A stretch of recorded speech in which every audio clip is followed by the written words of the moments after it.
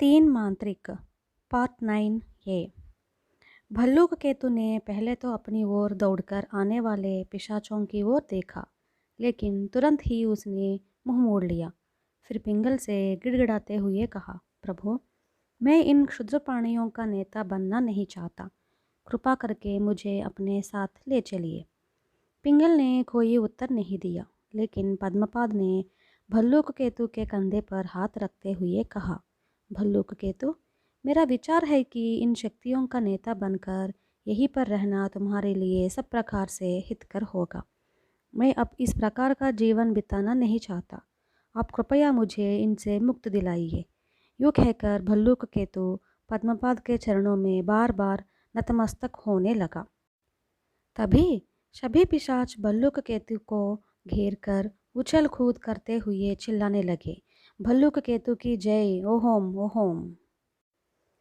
उन पिशाचों के कड़वे और कठोर कोलाहल से खींचकर पिंगल ने कहा, पद्मपाद, मेरे विचार से उसका एक उपाय हो सकता है।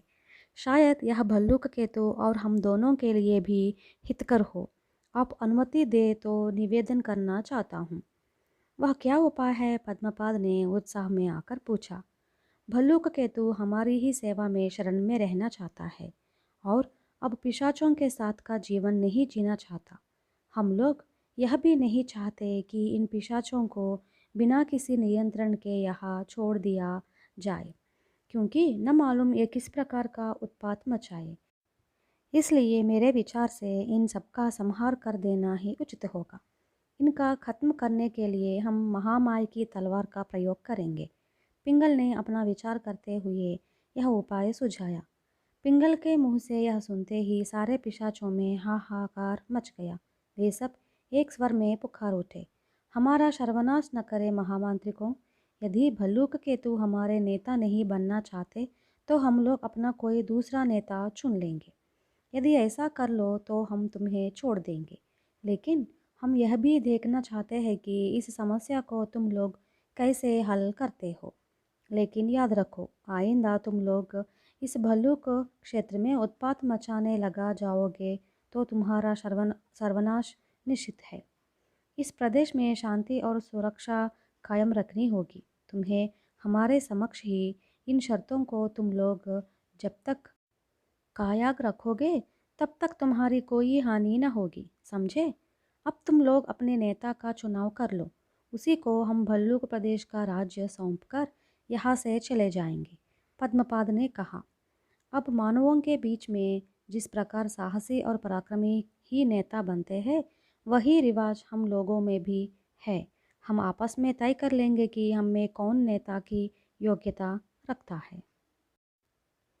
हम आपको विश्वास दिलाते हैं कि हमारे चुनाव के बाद हम लोग फिर कभी इस प्रदेश में उत्पात नहीं मचाएंगे। उनके प्रत्येक आदेश का पालन करेंगे। अगर कोई उनके विरुद्ध आंदोलन मचाने का प्रयास करेगा तो उसको स्वयं दबाएंगे, कठिन दंड देंगे। इस समय यहाँ पर नेता के अभाव में ही ये सारे उत्पात हो रहे हैं और अनुशासन नहीं रह गया है। आप लोग देखते रहिएगा हम थोड़ी देर में कैसे अपने नेता का चुनाव करते हैं। इतना कहकर सभी एक दूसरे पर टूट पड़े। इसके बाद देखते देखते वहाँ का वातावरण बदल गया। प्रत्येक पिशाच अधिकार हस्तगत करने के लिए अपनी शक्ति और युक्ति का प्रयोग करके दूसरों को पराजित करने का प्रयत्न करने लगा, क्योंकि जो अपने पराक्रम और शक्ति के बल से सबको हरा सकता है वही नेता बन सकता है। इसलिए वे तरह तरह के मायावी रूप धरकर आपस में जूझने लगे और पल पल आकृति बदलते हुए एक दूसरे का संहार करने लगे। भागरूपी पिशाचों को खत्म करने के लिए कुछ पिशाच उन पर हाथी बनकर टूट पड़े तो अन्य कुछ सिंह बनकर दहड़ाते हुए उन पर झपटे। कुछ गरुड़ बन उन सबको अपना आहार बनाने लगे। उस लड़ाई के कोई नियम या कायदे तो नहीं थे, केवल अपने पशुबल को प्रदर्शित करना था। इस कारण वह संघर्ष अत्यंत भयानक था। चारों ओर खून की नदियाँ बहने लगी। बहुत सारे पिशाच बुरी तरह से घायल हो चुके थे और उनके चेहरे विकृत बन गए थे। उनके शरीर से खून की धाराएं छूट रही थी, फिर भी संघर्ष चालू था। इस प्रकार काफ़ी पिशाच इस संघर्ष में मारे गए। जो बच गए उन सबको एक महापिशाच ने अपनी ताकत के बल दबा दिया और अपनी श्रेष्ठता साबित कर दी। इस पर सब पिशाचों ने मिलकर उसी महापिशाच को अपना नेता चुन लिया। पद्मपाद को इस समस्या के हल हो जाने से बहुत हर्ष और संतोष हुआ। उसने पिशाच राज को आशीर्वाद देते हुए समझाया, अब तुम लोग भल्लुक प्रदेश में स्वेच्छा से जी सकते हो और अहंकार या दुष्टतावश यदि तुम मनुष्यों को किसी प्रकार की हानि न पहुंचाओ तो हम लोग भी तुम्हारा कुछ ना बिगड़ेंगे। इस बात का मैं तुम्हें अभय देता हूँ। तुम लोग जब तक उत्पात ना मचाओगे तब तक तुम्हें हमारी सहायता भी मिलती रहेगी। अगर कोई तुम लोगों पर हमला करे तो हमारी याद करना, हम तुरंत यहाँ पहुँचकर तुम्हारे दुश्मन को यहाँ से भगा देंगे। अब तुम अपने स्थान पर लौट जाओ। सारे पिशाच जय जयकार करते हुए अपने नए नेता को कंधे पर उठाए बल्लूक पहाड़ियों पर चले गए। इसके बाद पद्मपाद ने पिंगल से कहा, हम लोगों ने अनेक यातनाएं झेलकर आखिर अद्भुत शक्तियों को प्राप्त कर लिया है।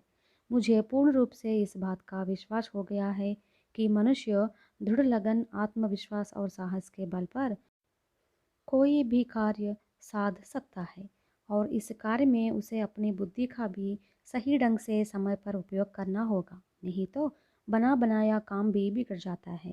इस कठिन कार्य में तुमने जो मदद की है उसे मैं कभी नहीं भूल सकता।